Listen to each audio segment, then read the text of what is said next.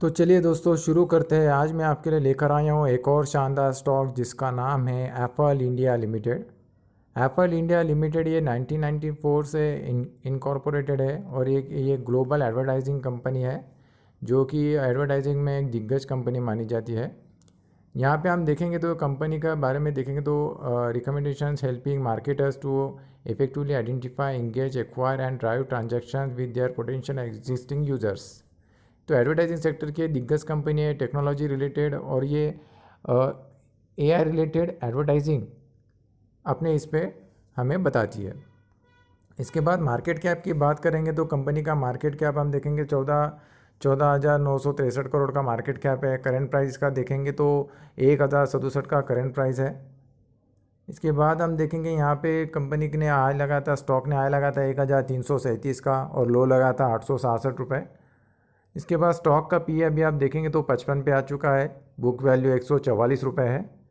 Company dividend देती नहीं है। आरओसी और आरओए की बात करेंगे तो दोनों ही डबल डिजिट में है।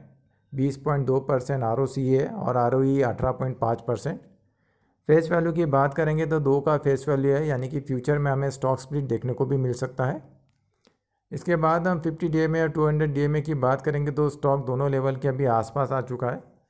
बीच में थोड़े नीचे गया था लेकिन अभी थोड़ा रिकवरी करके थोड़ा आसपास आ चुका है। अभी भी अट्रैक्टिव लेवल पे अपने प्राइस रेंज पे अवेलेबल है। इसके बाद हम कंपनी के प्रोज और कॉन्स की बात करेंगे तो कंपनी का 5 ईयर्स CAGR आप देखेंगे प्रॉफिट ग्रोथ का तो 54.4% का शानदार रिटर्न दिया है। इसके बाद में रिटर्न ऑन इक्विटी भी 3 साल में 24.9% के CAGR दिया है। कॉन्स की बात करेंगे तो स्टॉक अभी ट्रेड कर रहा है अपने बुक वैल्यू से 9.39 टाइम्स, और ये कंपनी प्रॉफिट तो बना रही है लेकिन डिविडेंड नहीं देती है।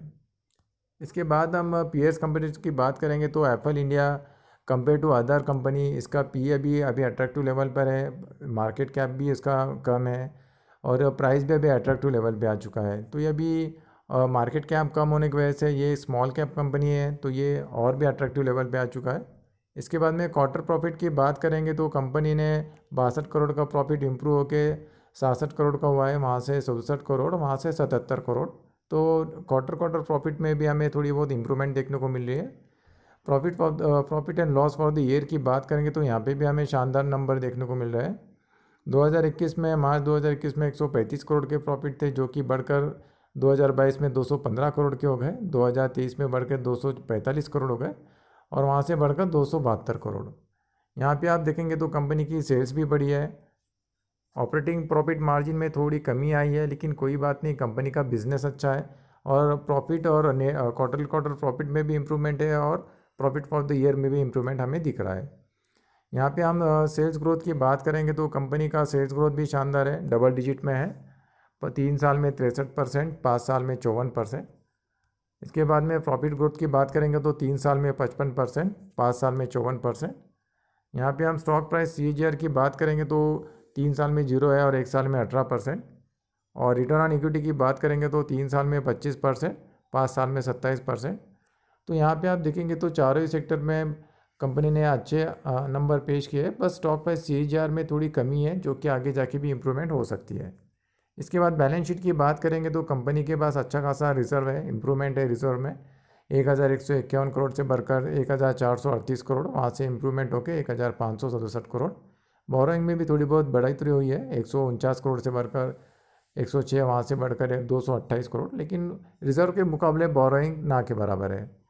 शेयर होल्डिंग पैटर्न की बात करेंगे तो यहाँ पे आप देखेंगे तो प्रमोटर के पास 56.92% के स्टेक है, FIS के पास 14.79% के स्टेक है, DIS के पास 14.72% के स्टेक है और पब्लिक के पास 13.50% और अदर के पास 0.07%। यहाँ पे अगर आप देखेंगे तो FIS ने यहाँ पे माल उठाया है 14.35 से बढ़कर अभी 14.79% हो गया है और DIS ने भी यहाँ पे माल उठाया है 14.71% से बढ़कर 14.72%।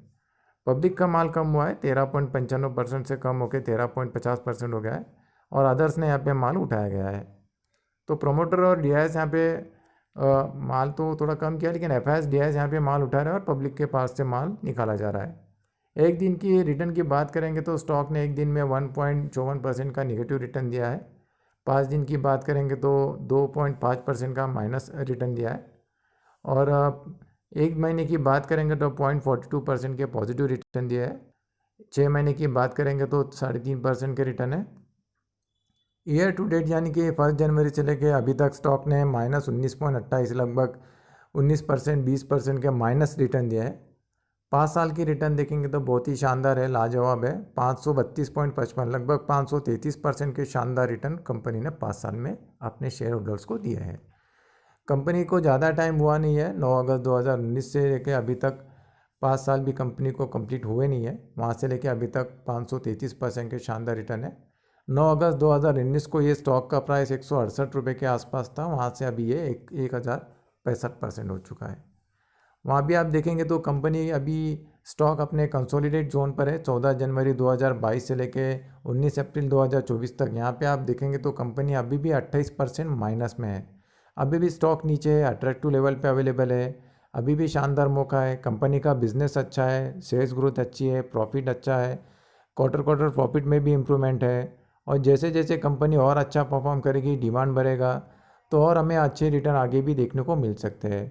अभी भी प्राइस अट्रैक्टिव लेवल पर है। अभी भी आपको प्राइस में स्टॉक में इन्वेस्टमेंट करना है तो अभी भी आप इन्वेस्टमेंट कर सकते हो। इजराइल और ईरान का जो वॉर का इशू चल रहा है, अभी इसमें स्टॉक अगर नीचे अगर आता है तो 10% की गिरावट के साथ आप इसमें एडिशन कर सकते हो। कंपनी अच्छी है, कंपनी का बिजनेस अच्छा है। जैसे जैसे और स्टॉक नीचे गिरेगा और आप 10% पे ऐड करते रहिए, ठीक है। और लॉन्ग टर्म के लिए आपको ये स्टॉक को छोड़ना पड़ेगा 3 साल 5 साल 10 साल के लिए, तभी आपको ये 4 डिजिट 5 डिजिट CAGR रिटर्न देखने को मिलेंगे।